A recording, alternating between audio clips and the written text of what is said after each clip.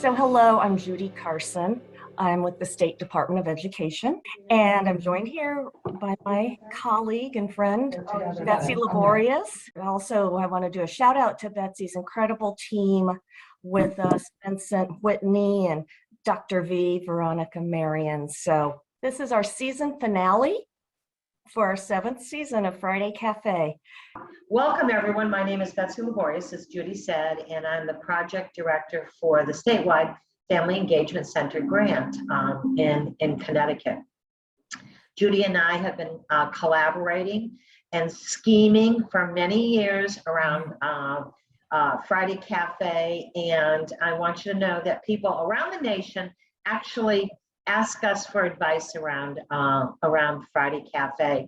So thank you for helping us to make this a robust community of learning. I see a whole lot of new faces, and so welcome new faces. Make sure you let us know if you're a new face and a new participant. Our goal is always not only teach one, but also bring one or two. So we're happy to have you all here today.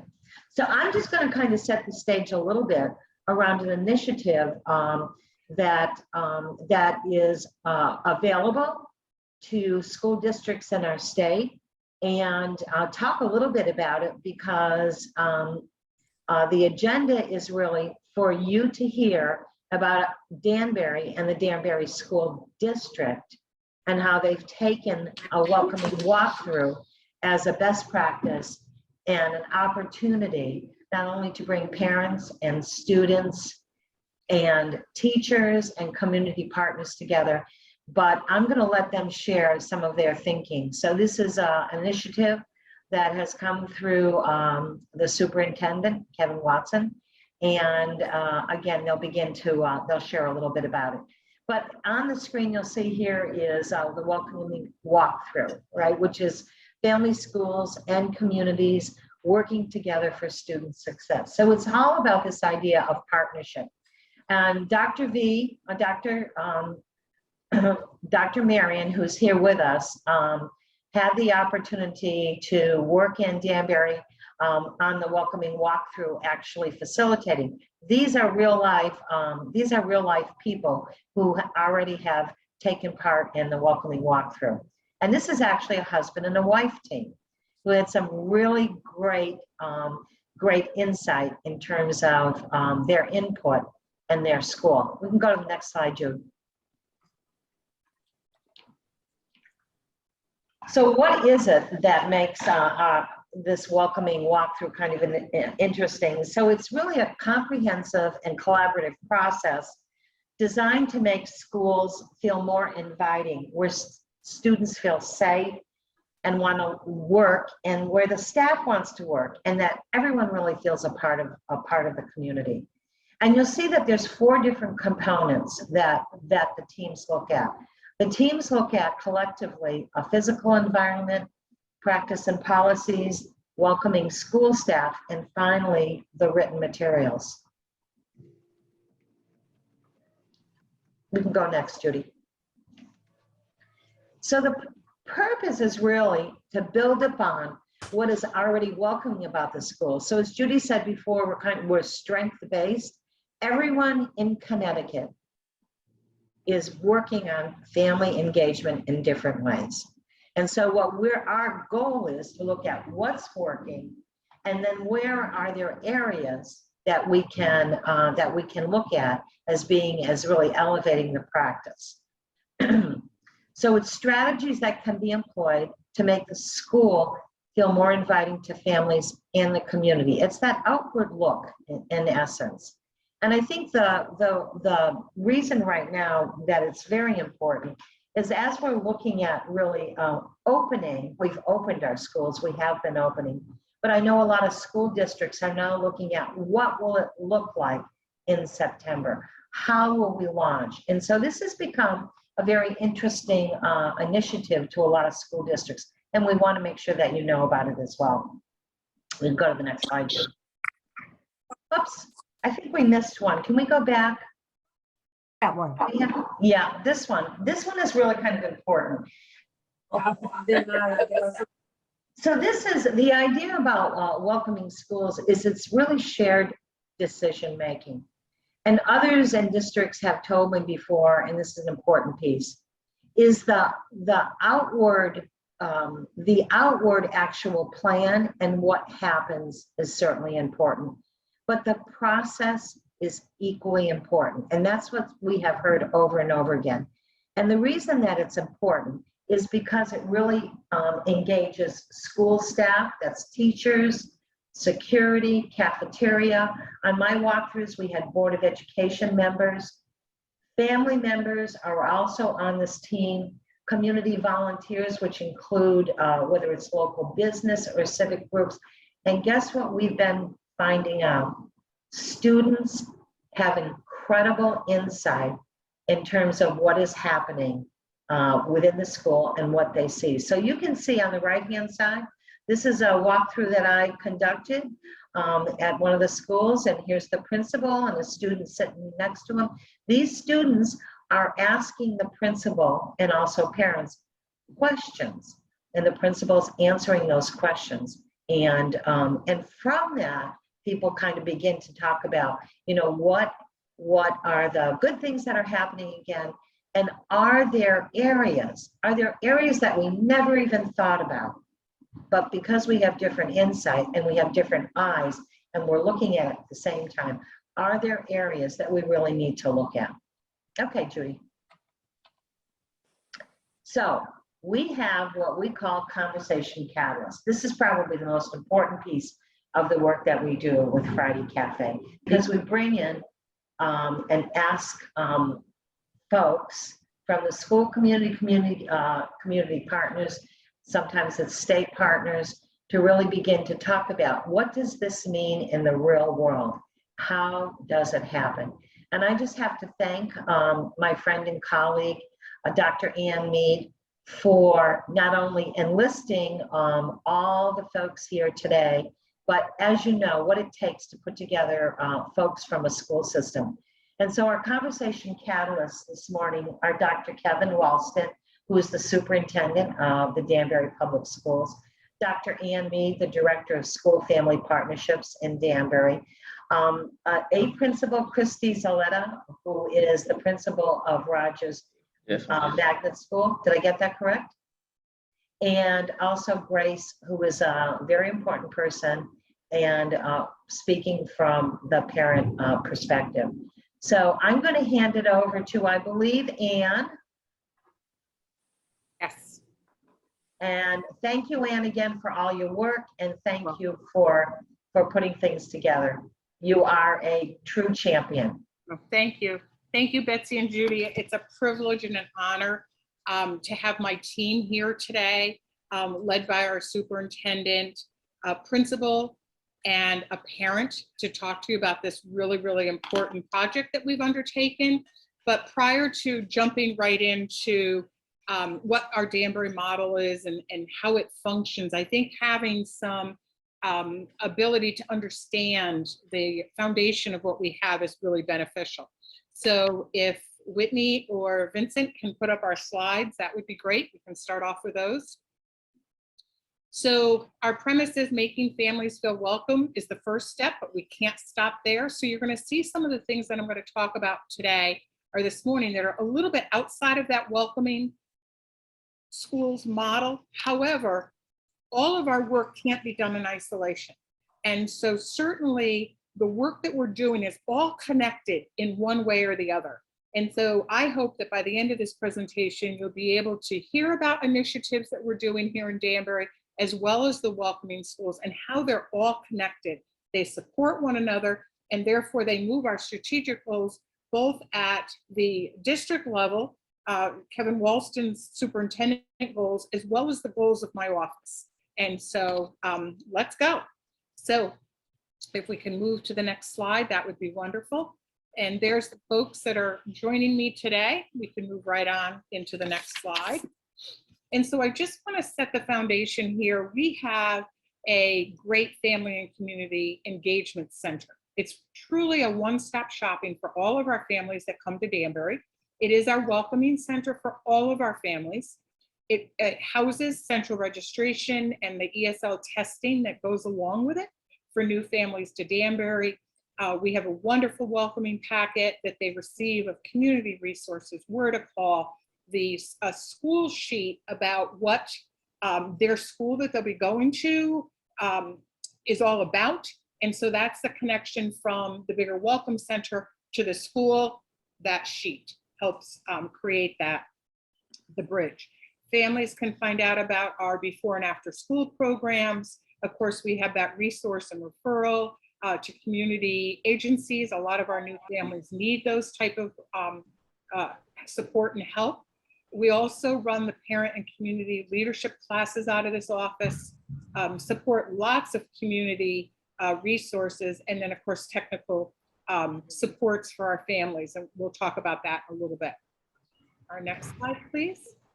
Great, so setting the stage, conducting those welcoming walkthroughs. And so we did exactly what we felt we needed to do to make this an easy lift for our principals.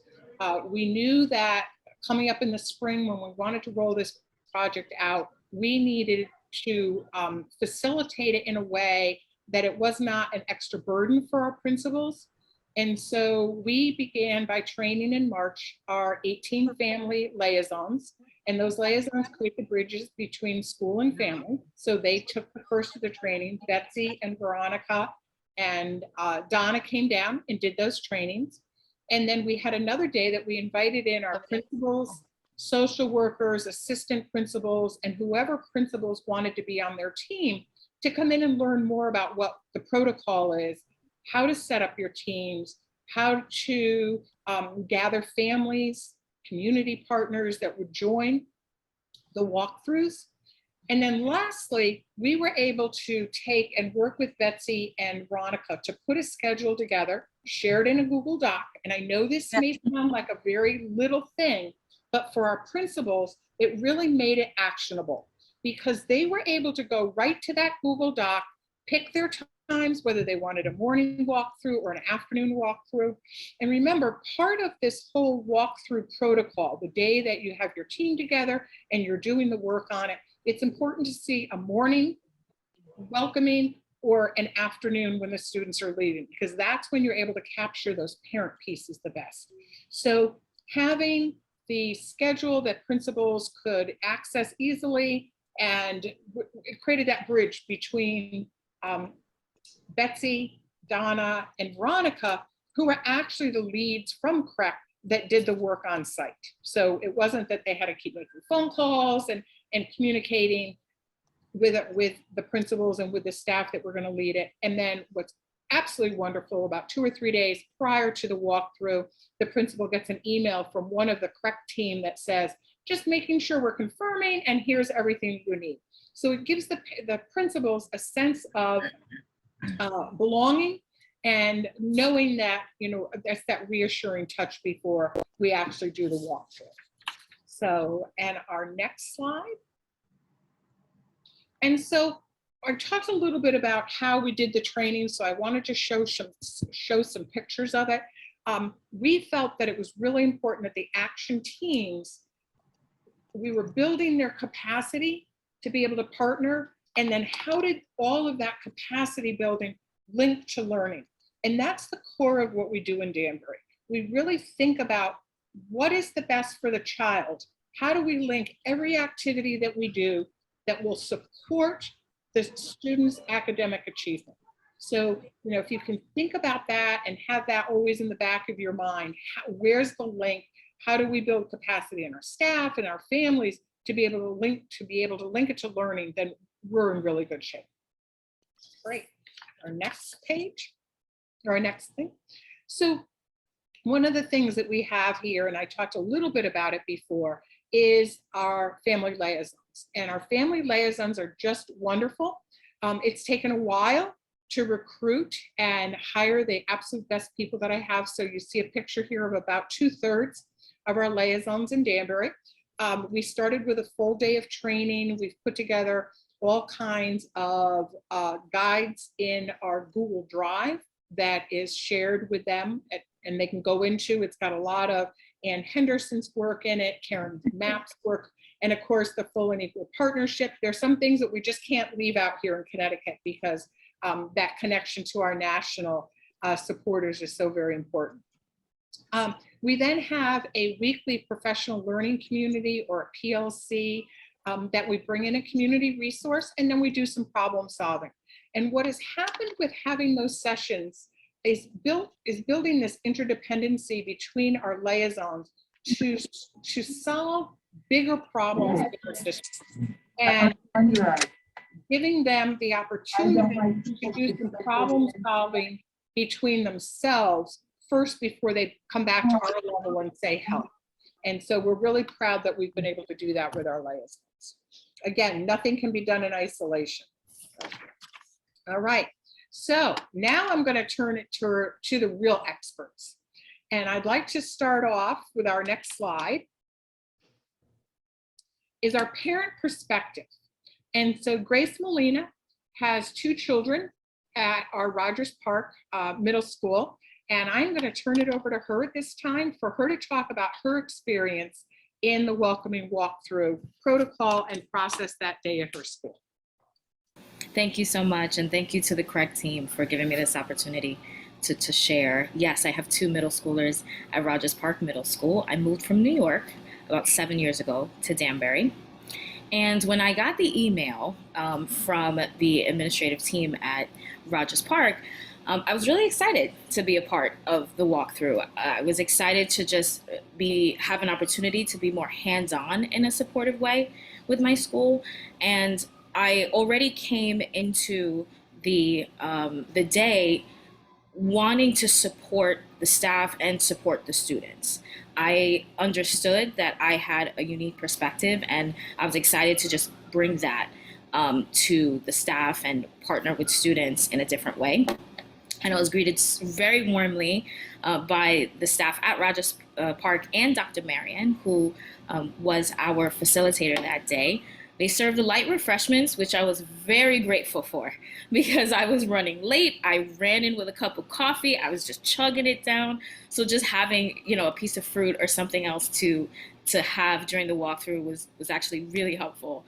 And when we started the process, Dr. Marion was detailed and explained the process and the intent for the walkthrough very thoroughly. And I needed that. I needed to sort of understand what my purpose in being there was. And I felt prepared after that morning kind of check-in with her to give feedback that would result in real changes or upgrades to the school.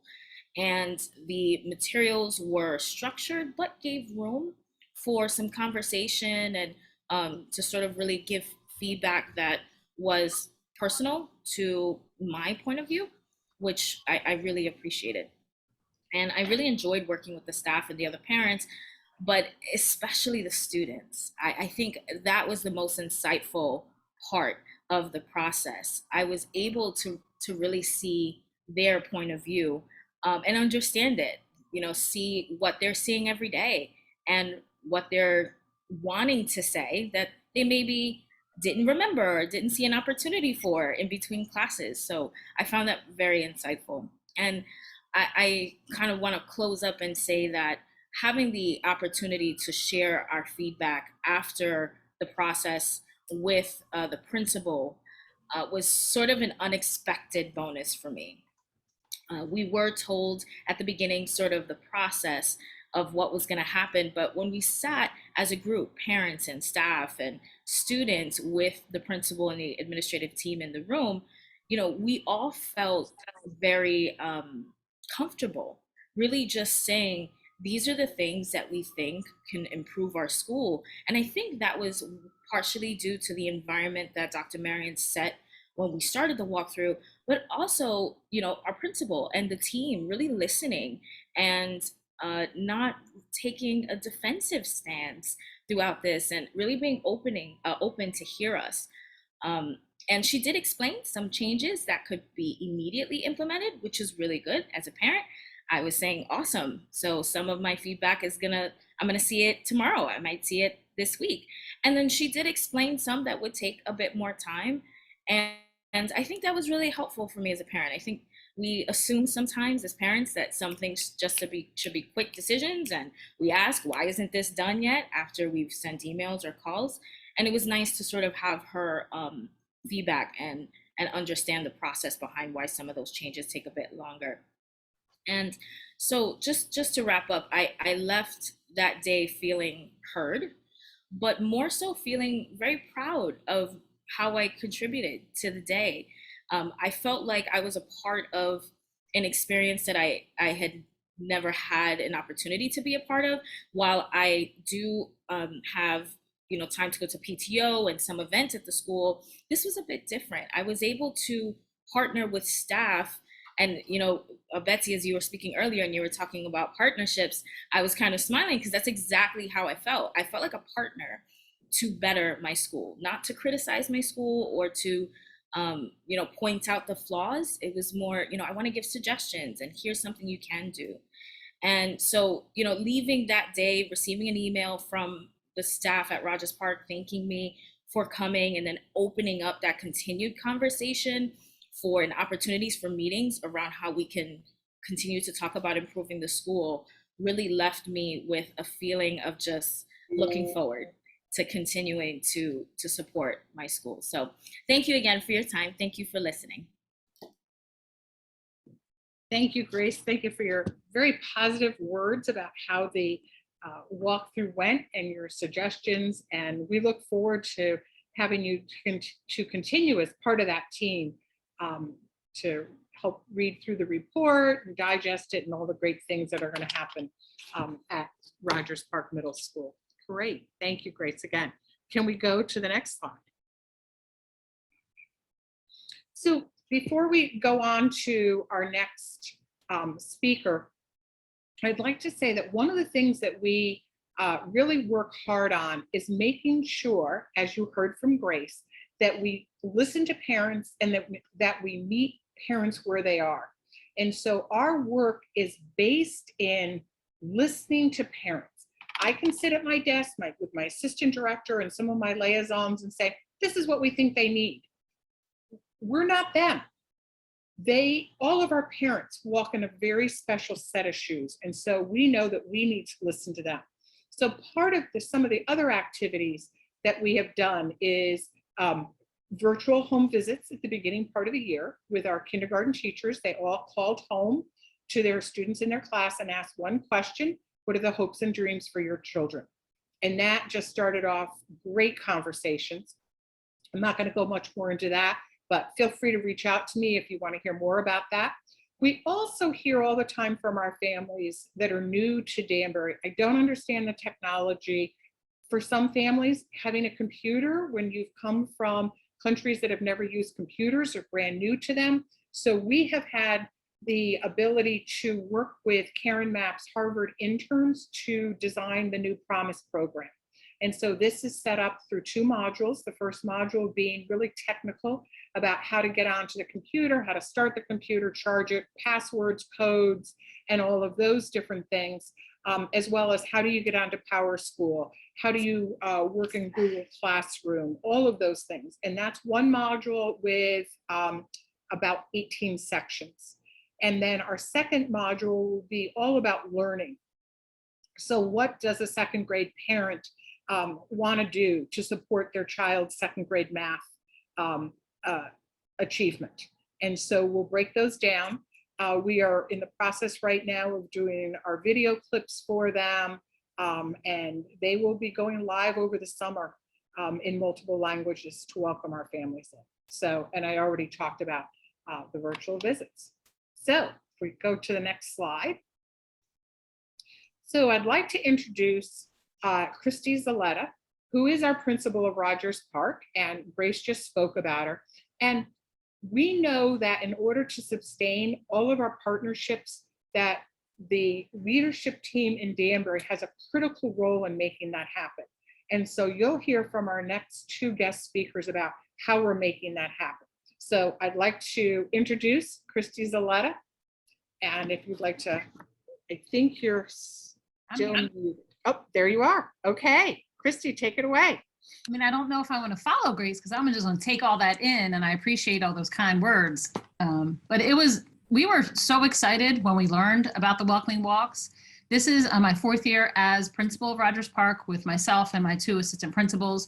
But I have been in the district for 19 years, 10 of which I spent as a teacher in this building. I deeply care for the adults and children in this building. It is like a home to me.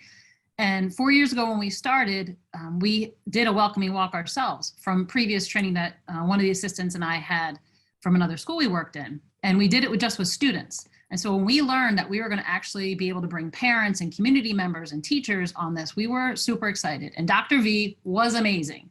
First, I want to give a shout out to all the correct people who did the training, because it was such an engaging training. And it's, at this time of the year, it weighs heavy on anybody in a building to like, okay, it's another thing. But the manner in which the training was conducted was amazing. You left there feeling empowered to, all right, we're going to do this. And even at it's a crazy time of year to do a walkthrough, which although in hindsight, I think it was smart because, if you come in when it's an easygoing day, you're not going to get the best feedback or you won't get the most meaningful feedback maybe because it looks like, oh, this is an easygoing. So when Dr. V came and welcomed it, and for a person who likes to be in control, that's what people in administration do, to be able to sit back and say, all right, here's the reins. And she took care of everything. And I actually stepped out and have no idea what was said prior to setting all that up, and went down to my office to wait for the team to come to speak with me around the questions that they had. But it was such a positive experience for me also to have the parents and the students and the staff. And we chose our parents very specifically. Grace is a very involved parent. We knew she has her perspective was going to be one of looking at it from 2 different grade levels of students. And then we also had parents on there who have had some critical words for us in the past. And we're like, you know what? We value their opinion. And I want to have somebody with a real critical eye come in, and they're also educators in another district. And we also looked for English, primary language of English, or I'm sorry, of Spanish or Portuguese, so that we had that multi-language learner view coming in. We also looked for parents who had students who had a 504 or had special needs met. So we wanted many different perspectives to look at what they're walking through. When we looked at our students, we have a student ambassador group of 8th graders that teachers pick. So we have about 18 students, and they're not, students that necessarily have straight A's, but they're students that our teachers see as having leadership qualities and who are very capable of speaking truth to power and who want to make improvements to our school. So those were also students that we included.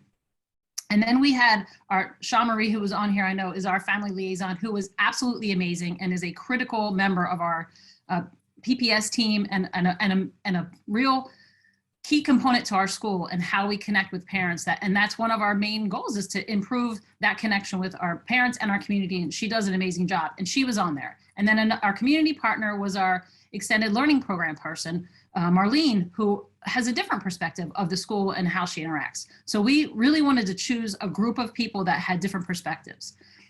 As a principal, to be able to sit back and not have to really worry about the day was awesome. And we also pride ourselves on being an administrative team that looks for continuous improvement. We know that things could always improve. And so when we were able to get this meaningful feedback from parents and students and community members and teachers, it's already on our list. We're waiting for our report, but I have over to my left, I still have the 3 big chart papers where the parents were writing down, what their feedback was, and for like the physical environment. I may have been in the back, like, put them under the buzzers. We've been asking for door buzzers, but that was, I'd say that with, in a joking, but no, really, they said clear signage and door buzzers were something. We have 9 different exits in this building that aren't, don't have cameras and don't have any buzzers on it. That was the thing that the parents saw. That wasn't, I didn't say anything to them before that. And then for the school-wide practices and policies, which is where they sat with me and spoke, they were talking about a mid-year orientation. That's a fantastic idea. We're a school that this year, I think we're up to like 230 new students. And we haven't done a mid-year orientation for students around how to use the computer, especially for our multi-language learners. And so that was something, that's an easy fix. We're gonna get that, going for next year. We have kids, meet up with a buddy, but this is something that we could totally put into place. And then another one around the intentional teaching of equity and I'm trying to see that far, racial diversity. Now that's something where Grace mentioned things that could happen in the moment and things that take a little time. So that's a conversation I'm having with curriculum administrators around how we represent all of this, the very diverse group of students that we take. Our last one was written materials. And so they wanted a blurb about the extracurriculars. We're super proud of all of the different activities we have after school. And I'm hoping that Superintendent Walston hears me, that we're going to get sports again sports for next year, but just having that out there so that parents know that there are places that the kids can stay after school and be a part of the community. And I'm trying to think, we are just so excited. I really want to say thank you to Superintendent Walston for bringing this into the district. You know, sometimes there's 21 of our schools and we kind of get, well, this is what we want to do here, but to sit with all of our colleagues and feel the energy that was across all the buildings about how much this was a meaningful process and how welcoming it was, and that we have the full support of central office, and that, okay, you know, there's going to be some money behind some of these things, and to know that they really take this seriously and that they want to improve was really helpful to us. So thank you, and I appreciate the time and being able to be here with you all today. Great. Thank you, Christy. That was wonderful from a perspective, your perspective as a principal, and how that walkthrough went and how you look forward to seeing the results, and that it wasn't that awful heavy lift that we thought it might be for principals.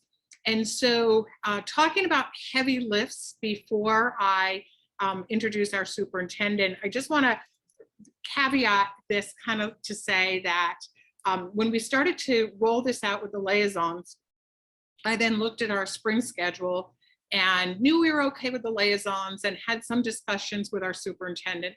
And I made the proposal to him that we just hold off on this until the fall. And he said, no, we're doing this now. We're doing this spring. This needs to help inform our school's school improvement plans. And so at this point, I'd like to turn over the discussion to Kevin Walston. As I said, the critical role that leadership has in making all of these partnership programs work. I cannot say it strong enough that if you don't have that type of leadership at the top, these programs just won't work. But I feel here in Danbury, we certainly have that type of leadership. So without further ado, Kevin. You're muted. Here's your leader starting off on a bad foot already. There we go.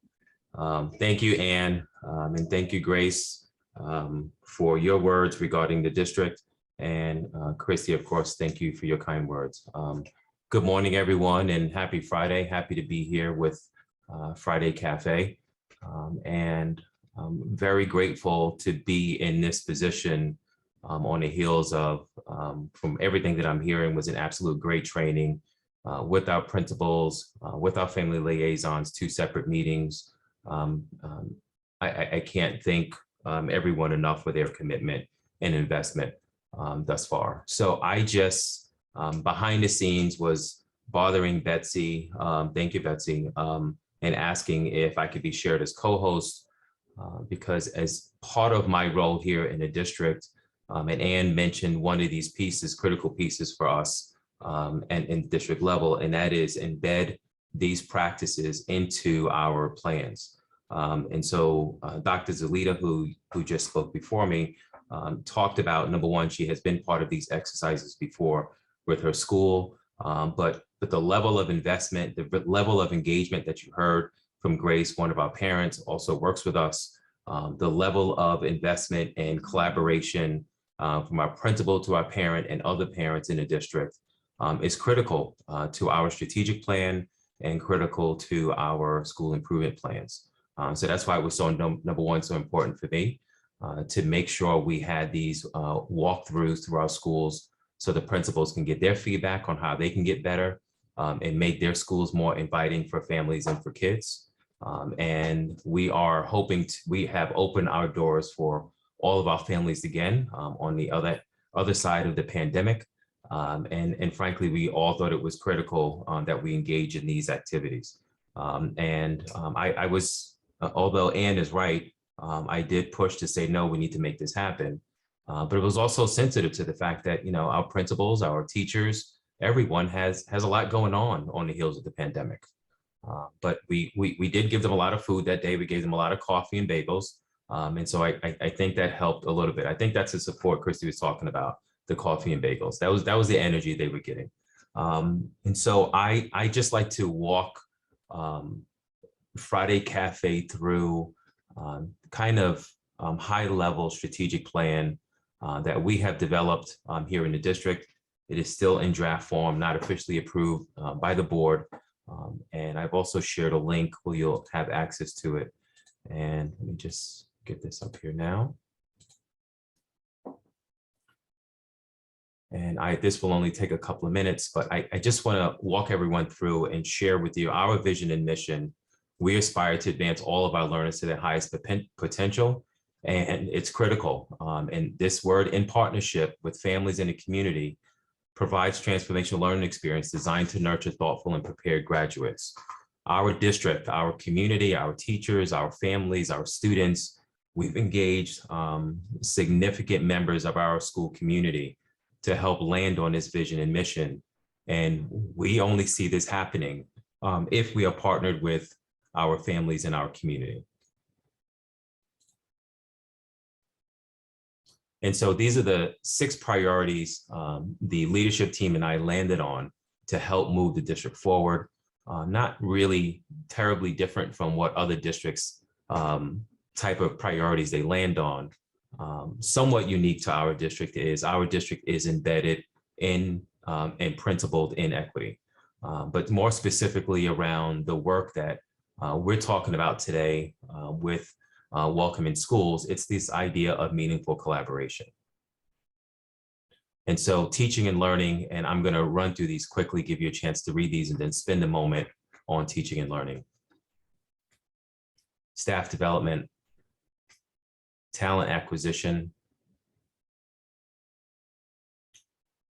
school climate, which obviously they're all related. All of these priorities are related and certainly support each other, and there's overlap, certainly. But this one, we will partner with families, communities, and the public-private sectors to foster vested interest in schools and collectively create opportunities for deeper engagement for student learning and success. So these are the commitments the team and I have subscribed to in our plan. And we have, as you might imagine, various action steps to help realize our goal. Our North Star that we've committed to in the district is our portrait of the graduate. Our strategic plan we're seeing as a blueprint to help us get there. These action steps, the activities and engagement sessions that you've heard about today are the ways we see us getting there. And partnering with families and to make sure they have that we foster a vested interest in our schools, and we partner and have activities for deeper engagement. It's only about one goal, and that's for student learning and student success. And so just want to be clear, like everything is tied to the portrait of the graduate. Everything is tied to realizing our goals in a strategic plan. And that's what made it easier to push on Ann's department to help move this work forward. That's what made it easier for the cabinet, my direct leadership team to buy into this process. And ultimately, our principals who are committed to this work anyway, I think all the way up and down the system, it makes it easier to invite families in, you know, regardless of all the other things you have going on, recognizing how important this is to helping us achieve our goals as a district and community. So I just wanted to end on that note, but just wanted to walk this group through that this work is principled in something bigger and even more important than the walkthroughs of schools. It's tied to greater goals, and that is our North Star, making sure we realize our goals in our portion of the graduate. So thank you, Ann, and thank you, Grace.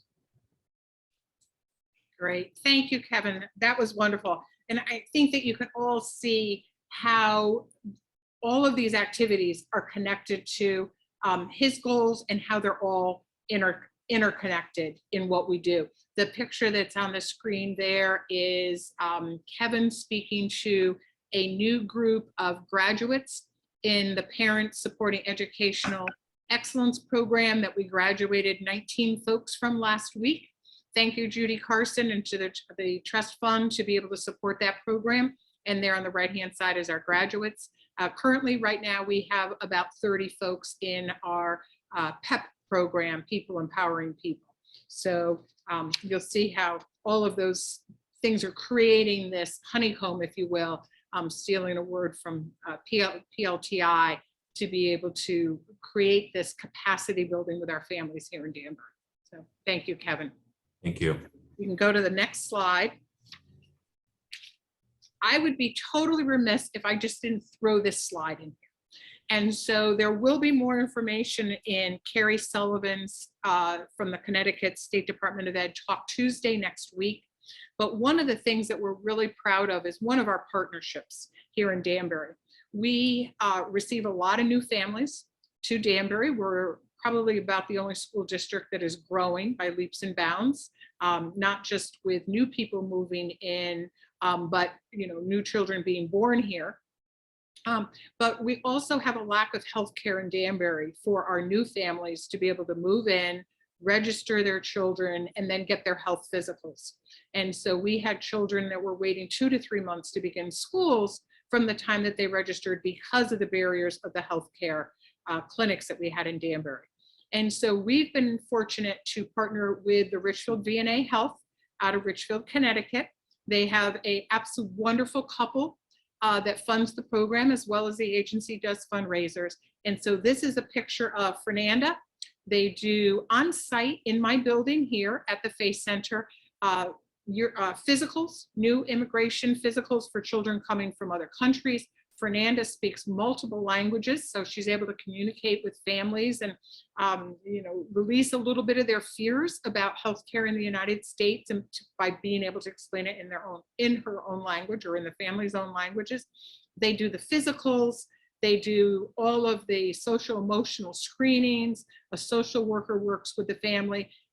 We place the TB test, and then they come back 2 days later for that to be read, final vaccines, and an appointment with the doctor.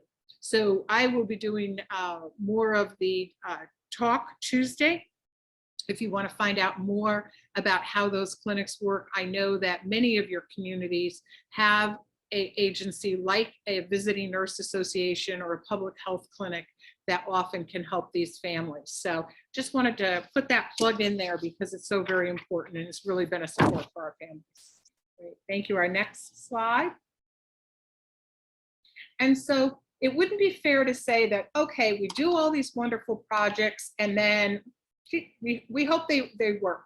So we're fortunate through the grant that Betsy and Dr. V have through the Federal Family School Engagement Center grant to CREC to be able to collect data and then work with Dave Betchel from Cross Sector Consulting to be able to analyze that data. So if you remember back in the beginning part of the presentation, I talked about the K virtual visits. Dave helped us to put together a collection tool, a survey that we surveyed families and our teachers on. And then he took all the data and generated a report for us to show the benefits of the virtual home visits. So it's really, really important that you have somebody with that capacity, such as Dave, to really be able to look at and analyze the intended outcomes and how that effective engagement between our families and our schools is really linked to student success. And so I know many of our communities struggle with coming up with those tools, but I just hand you Dave Bechtel with Cross Sector, because he has done a really great job at being able to help us think through what does this data mean and how do we link this data to see the outcomes for our students. So I'd like to wrap up so you see that we're not doing this in isolation. We have support from our leadership group and our cabinet, right down to our parents coming forth to take the necessary steps to make this a whole 360 event, and as well as everything that we do. So I'd like to open it up for my team to be able to take any questions at this point. I don't know if there's some in the chat, perhaps.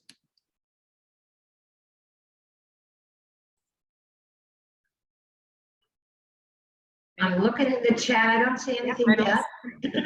So I did put my email address. Please feel free to always reach out to us. You're more than welcome.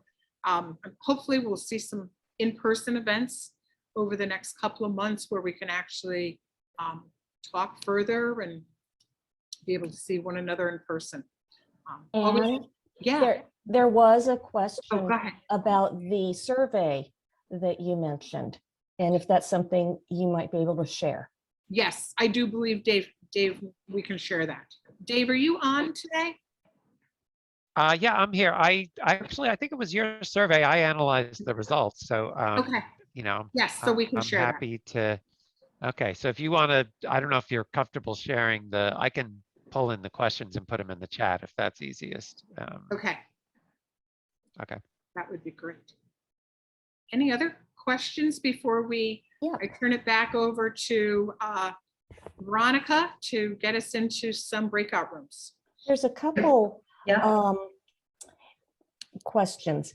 Okay. What are some specific things that happened at Rogers Park after the walkthrough? Christy, you want to take that one? Sure, if I could get my computer to unmute. So when the parents, Dr. V was very good about keeping to the protocols, and they had a lot of extra stuff they wanted to speak about. So when I sent my thank you letter, I included a form that they could fill out to tell me more. And so that was one on that day that happened. We started speaking about with our PPS staff and the group that usually puts on our different orientations about how to do that mid-year orientation. We also, I've already spoken with curriculum administrators around how to get a more focused approach around how we teach specifically history and being mindful of a lot of the political stuff that's going on, but telling the truth about our history and doing it in a meaningful way so that all of the members of our community feel seen and heard and represented. So that is something that does take time because it takes money to rewrite, but that is something that we are on top of now. I'm trying to look it over at the extracurriculars. So we've been trying to speak when we just met with our incoming 6th graders. So these are our babies that are in the 5th grade at our elementary schools. We go and speak to them. We did a little bit extra around the extracurricular piece so that the kids coming in knew too, hey, get jazzed up about all these new things that you're going to be able to be a part of as an incoming 6th grader. So those were right off the cuff within the last, we just did this a few weeks ago, within the last couple of weeks. Great. I'll jump in for a few minutes. So what Christy was referencing, part of the walkthrough, during the walkthrough, sometimes parents want to bring in their experiences from the past. So they'll say, this happened to my child a couple of years ago, or when I was a parent in the school last year or a year ago, something like that. And so as a facilitator, the process is very structured. And so we're very intentional about having parents speak to what they experienced that day and not what happened 2 and 3 years ago.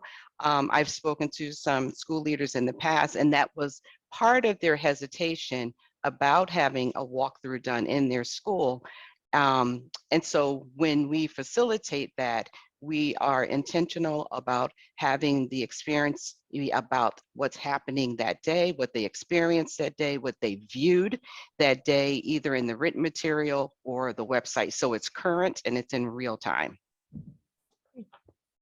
We have another question that I think is one a lot of people are probably wondering about. How did you recruit the families and the students? So our students, they were happy to take a break from class. They were like I said, mentioned, they were our student ambassadors. These are kids that love to share their opinions. They actually just facilitated a teacher PD on Tuesday around equity in our school and their perspective. So they don't have any problem looking and not with like a nasty critical eye, but with like I'm proud of my school and I want it to be even better. With the parents, we looked for parents that have been critical of us and said, you know what, we value your perspective and come be a part of our team. They were some of the first parents we picked. And as I mentioned, we wanted different perspectives. So if you just bring in the English speaking, Danbury native parent who's involved in everything. That's one perspective. And we needed to hear from the perspective of people that, that English isn't their primary language and it's not their first language. And how do we do with communicating with that? And we needed different perspectives. So when we sat down and thought about, well, who are the parents that, the type of parent we wanted to ask. And then we had to ask a few because people work and it's not easy. And we were so grateful for the time that people were able to make in their schedules to be able to come and join us. But we were very specific around wanting and needing different perspectives so that it could be a really meaningful experience. Thank you. That's all I see in the chat. Yeah, I'm just going to say, Christy, that's where leadership comes in, not only from Kevin, but also from principals. And it's really brave to kind of open everything up to really want different perspectives and to challenge. And so I don't see it anything but innovative. And so I want to commend you, right, for the hard work. When Kevin and when Ann first said to us, we're going to do the welcoming walkthrough for every single school in Danbury before the end of the year, Kevin and Ann, we said, oh, okay. So it's to your credit. It's to your credit that that you said this and you're making it happen. I just can't say enough about the but it takes people who are invested, right? So that's up. So again, I just want to commend you for those pieces. Before we head out to breakout rooms, we just got a great question from Jennifer. How are teachers involved in the walkthrough? Was the group brought into their classrooms or did they walk around with the group? Dr. V, you want to take that one? Because I was in my office with the group. I will certainly take that one. So this walkthrough is not about teacher evaluation. Teachers are invited to be a part of the team, and we did have some teachers on the team. The members of the walkthrough teams will go in public places. So anywhere you can go with your name tag. They walk the grounds of the building. They walk inside the building. They're looking at the website. They're looking at materials that went home. And they're also interviewing the principal. So Christy didn't see that part because she was in her office being interviewed. The other thing I wanted to add in regards to selecting students and families, I encourage the school leaders to select those parents or students that would be surprised to receive an invitation. And sometimes you need to give students a little bit of more, a little bit of hope, a little bit of encouragement. Like, you want me to be a part of the walkthrough? And you would be surprised at the feedback that you received. So they were thrilled to be on the team. But I did have one little fella said he knew that he was on there because he was the president of the student council. I found out later he was not the president, but he called himself the president. And so I call him the president. So folks are thrilled to receive the invitation. Can you say a few words about how the parents were made to feel comfortable? Absolutely. So Christy, you want me to take that one or? So initially what I do, in addition to encouraging the principals to reach out to those families that they don't normally see on a regular basis, once they're in the building and once we start the process, I want to know why. I ask them, why did they say yes to the invitation? And this is good feedback for the school leaders to hear. So one, why did they say yes? Two, making them feel comfortable. I give them the opportunity to select what team they want to be on. So we don't pre-select them to be on a team. They have that option to be on the component team that they want to be on. And then they're part of the decision-making. So before we wrap up the process, we make a decision on the priorities. And they are a part of the team that's making the priorities to say, this is where we need to start in regards to making our school the best school that it can be. And then Christy did something extra. I think it's great. She sent a note, a thank you letter to all of the welcoming team staff members afterwards. You know, and one more thing. And so you give me the microphone, I keep talking. And we recommend keeping the team together. So schools and districts, if you do not have a current action team or family engagement team, this is an excellent way to create that team and then maintain it. As someone that was in the school district for the last couple of years, I've been guilty of this myself. We invite families and students to come in and be a part of something, but we never circle back to them and let them know like what happened with that thing. So this is a great way. You're bringing them in, they're doing the work, allow them to be a part of the process too, and continue, and let this be your family engagement team. All right, Betsy, sorry. Yeah, sorry, Dr. B. You can see Dr. B and I love to like, just, but one of the things I would say too, especially with the students, because this was kind of new for us as far as really making sure that students were on. So it's really important to kind of when we set up, and so one of the things that we also talk about is equal voice.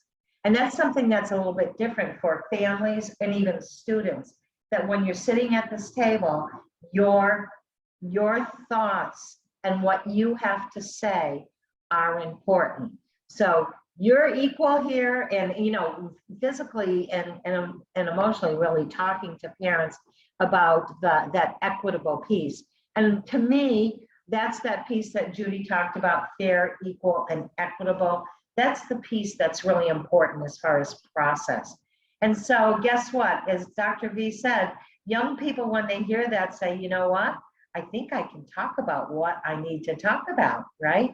I had a 10-year-old talk to a principal about how he thought adult education would be a good thing in his school. He was 10 years old. He was advocating for his parent, I think, right? So these are incredible conversations. Our door here is always open in Danbury for a visit. If you'd like to come down and visit, we are not in our normal family and community engagement center. We got bumped out last April while our building is being totally gutted and renovated. So we're going to move back into new space in August, and hopefully we'll have the same feel that we had when we were in that building. Right now we're in another building, and so it's not optimal, but boy, we have found wonderful ways still to make it work, and that all of our families feel very welcomed. So yeah, throw questions out if folks have questions. Hey, Betsy, Ann, I have a question. It's Ann Henderson. Yeah. I loved your presentation and all that you're doing in Danbury. It's just marvelous. But one question I have is that when the welcoming walkthrough was first devised in Fairfax County, Virginia, by a wonderful African-American principal named Karen Willoughby, she insisted that it would only be schools that volunteered to have it done for them rather than done for all schools, because she felt that no school was going to want to have it done if they didn't think they'd look good when it was done. And I'm wondering how you finessed that in Danbury with getting all your schools to participate.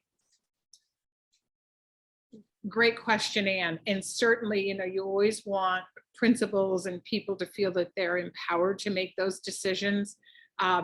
But we had talked about doing 1 or 2 schools. And then, like I had said before, I really felt that it was just too much for principals in this spring. But Kevin really pushed back and said, no, I want all the schools to do it, because it's a wonderful opportunity for them to get this kind of 360 feedback on their schools that then he wants to see in the school improvement plans. And so this is one of the drivers for A, the plans, and B, we made sure that the reports have a column, if you will, for expenses that might need to be expensed out to fulfill the requirements of the recommendations that's in the report. And so I believe, and Christy certainly can chime in on this one, I think because principals just didn't think it was being done to them, but they were very empowered in the actual process, and knowing that there's going to be some dollar amounts to make these improvements, and having the upper leadership that supports this type of work, I think schools had a better appetite for actually going through the process and didn't feel like it was being done to them. Christy, do you want to chime in on that, on your feeling on that one? I would agree with that. I mean, as the person who, when they asked, what are the questions you have, my question, which I still think I have on a sticky note somewhere, was, is there money backing this up? Because we can look around and put a punch list together any day of the week and twice on Sunday about what we need to have happen in the buildings, even just talking about physical space. But if, you know, it's like you feel like you're on a hamster wheel, and I know that we're not alone in this in Danbury, but we are 169 at 169 in funding here. But it's that knowing that the central office, the cabinet level, has your back on this and sees it as something that's important, and that, you know, it's always been part of our school improvement plan to have, you know, the family engagement, but this really kind of put some teeth in it. So now we have this meaningful feedback. We're going to have a report. There's a concrete thing that we could say, hey, this is what came up. Here's our plan, how we're going to address it, and I need some money for it. And with the backing of the dollars, that really, like Ann said, it made it seem like this is not just another checkbox. This is not just another thing being rolled down, you know, down the lane. It's something that is we think is important, and it was. I mean, I would say, I also was like, are you serious that you need this done before it was? I was I was the second school that did it 3 days before April break, and we're looking. We're in full swing across the district, and we do it at different days, and we're just like, I'm twitching because no May dates were left. So I'm like, the only dates left were the 4 days before April break. So, you know, we're gonna do it, and but I think it was looking back, it's good that we all got it in, or that, you know, and they're still ongoing. As I said, they still have dates through May, but I think that it's going to be important, and to be able to say, hey, you said you're going to back this up with some money. So come August, where's the money? Show me the money. Exactly. Thank you, Christy. And Christy's school actually even rolled out the red carpet for the team too. So that was really impressive that they were able to do that. I'd like to go to Veronica Rosario. You have a question, your hand raised? Not really a question, but maybe giving my experience. I'm a parent from East Hartford Public Schools, and I was a family liaison for East Hartford Public Schools under the wonderful guidance and leadership of Veronica Marion. The welcoming walkthrough, I think, was one of the first things we did. They invited me as a parent. I was a new parent to the district, and it was an opportunity for me to know my school. These welcoming walkthroughs are very important, and I was able to do it as a parent and as a member of the school district. This opens doors of communication. Take the small wins, the quick wins of the things that you can do quickly and without any money, because sometimes it's just talking to an employee, trying to change their mindset of how to greet a parent, trying to maybe put different signs of welcoming, or some things that, since they're there day after day, they don't see it. But when the parent comes in for the first time, it'll be like, wow. If you go to the same building the same day, every day, you take it for granted. But if you're going there for the first time, it's something new. It's something new for every parent that steps through that door. Be it the way the secretary greets the parent, how communication is filtered through the chain of command, the teacher being accessible, you know, and sometimes it's just having these conversations of having them see the point of view of the parent and not see it. It's not giving you something else to do. It's just modifying what you're supposed to be doing. You know, those are, I think, our key takeaways. For me, not having Miss Marion with us anymore, it was a hard blow as a friend, as a mentor, as a parent. But I know she's doing wonderful things, and this is going to impact great other districts. So honestly, the welcoming walkthrough is something that you can do. You can find results quickly. Take the small wins that motivates for larger wins. And that it can just start that partnership between parents, teachers, students, which is so important, so important. And I think the basis is communication. If you start that line of communication, that opens the bridges to different areas. Great. Those are my 2 cents. Thank you. No, you absolutely made sense. I'm going to try and go into the chat here and think I'm going to try to collapse a couple questions into probably one very long answer. But Anne Marie has asked how we work with school governance councils to implement ideas of welcoming walkthroughs. Certainly, if your district has schools that have SGCs, that's a wonderful opportunity for them to be part of these walkthroughs, because as part of their role in supporting and making recommendations for the schools, they have probably been in schools and have seen the way schools work. So it's a great opportunity for them to be able to be part of that team. Another question was, how do we reach disengaged students? Kevin has been our superintendent since last July of last year, but 3 years before that, he was our assistant superintendent.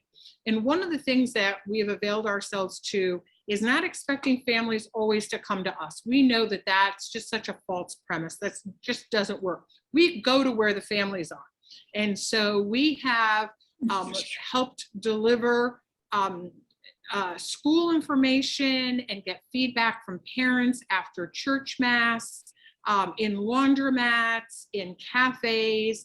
We've done worked with our churches and our rec groups and other community groups to set up an evening where we come and meet with the families. So they're not always coming to our schools, but they're going into an area, their community center, their church are one of the two places that families feel very safe. And so in meeting them in those environments first, before we engage them in coming into our schools, is a strategy that we have felt has been very, very successful. I can add to that. Yeah, go ahead, Christy. I think thinking about when I spoke about the parents that had been critical of us, and I think it's a matter of the way that we approached it was like, hey, you've kind of given us some critical feedback that we didn't ask for necessarily, but we really value what you're saying and the perspective that you're coming from. And hey, we have this coming up.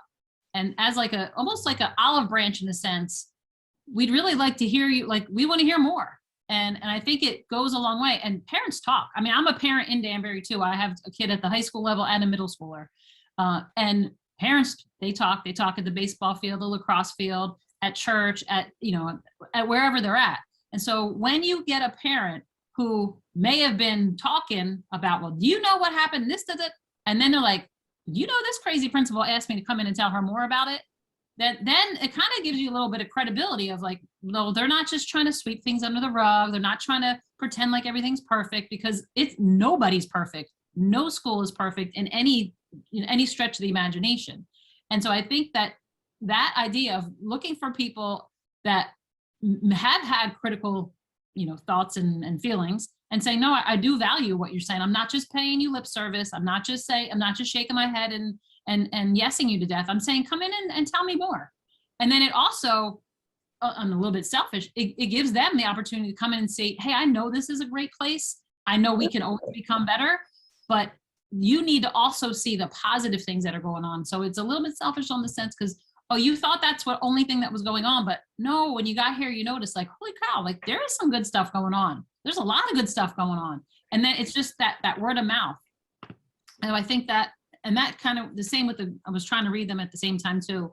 And we did that's how we recruited them. The students, our students were the student ambassadors, which are not always the students that are the top grade getters. It's a mix of students that are vocal and have leadership qualities, and the teachers choose them because they're not always the kids that you would say, oh, it's the straight A student. No, this might not be a straight A student. This is a student though that has a lot of energy, has a lot of thoughts, and they do, like Dr. V was saying, they need to say, oh, my voice matters, and that's how they were chosen to be an ambassador, which got them on there. And that also kind of goes around with the parents. I'm trying to see, and yes, what Veronica said, choose the parents that complain, because they're also, I think, as a parent here and knowing that you want the best for your children. And my perspective, I have 1,100 children here. These are my babies. I call them my babies. They come and they know they can come get a snack that's just leftover breakfast. I'm not giving them anything I shouldn't be giving them. But they know that I care about them, and they know I can be stern with them when they're out in the hall. And then the next day, how did that baseball game go? What are you doing? What's good today? You look down, tell me one good thing. So they know that there's a connection too. And that's like the culture that we're trying to create and sustain, because it's not been an easy year. And anybody that's here, it's not been an easy year. The kids are not all right, but they're getting better. And I think that is important to show parents that I care about your kid. I'm treating your child like I would, and I might be a little bit stern with them because they need it sometimes, but also going to be there to give them a hug when they need that too. And so I think, and maybe I got that, all of the. You did, Christy. You nailed that one. That's absolutely perfect. And having worked with Christy and my kids went to that school oodles of years ago, Christy and her team have done an absolute phenomenal job at Rogers Park, really turning that around and having a whole different philosophy and a caring culture for her students there. Oh, I see our fire drill folks are back.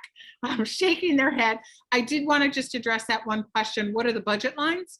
So our schools, we are tenants in our schools. Our schools are owned by the city of Danbury. And so when we do the final reports, we'll break it down by things that the city is responsible for. In one of the walkthroughs that we did a couple of years ago, in order to get to the front door, you had to either go around, jump over, or whatever around all these potholes before the front door. And so we worked with the city to make sure that they filled those potholes in. So somebody didn't come to school with wet shoes or break an ankle. So there will be a city side of funds hopefully set aside for repairs within the schools. And then we will work with our budget here in Danbury to do the other things that need to be done that are generated in those reports. We're working with our finance committee to make sure that happens within the schools. So I just want to thank everybody for your flexibility. The work we do is about families and flexibilities. We have a lot of F words and we're proud of that. And I want to say I saw a thank you from Patty for another year of Friday Cafe, and thank you. I mean, Friday Cafe is yours. And we facilitate it, but it's really your network. And to that, we have an advisory group that helps us select dates, plan topics, and hopefully find venues.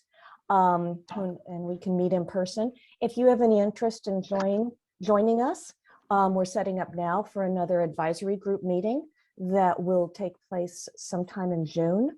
So you can send me an email and let me know that you'd like to be part of our group and help us plan Friday Cafe for next year. So I want to say thank you. And I hope I see many of you before our next session in September. But until then, I hope you have a wonderful end of the year and a restorative summer that you truly deserve. And I think we want to just give another shout out to Danbury Public Schools. Thank you so Absolutely. much. this was our honor to be able to do this today. Thank you very much. I see many of our liaisons are here too, and they're an integral part of making all of this work in Danbury. So a shout out to our liaisons. Give me a thumbs up, guys. I see you all there and my staff that are here from Danbury. Thank you. Thank you. Thank you.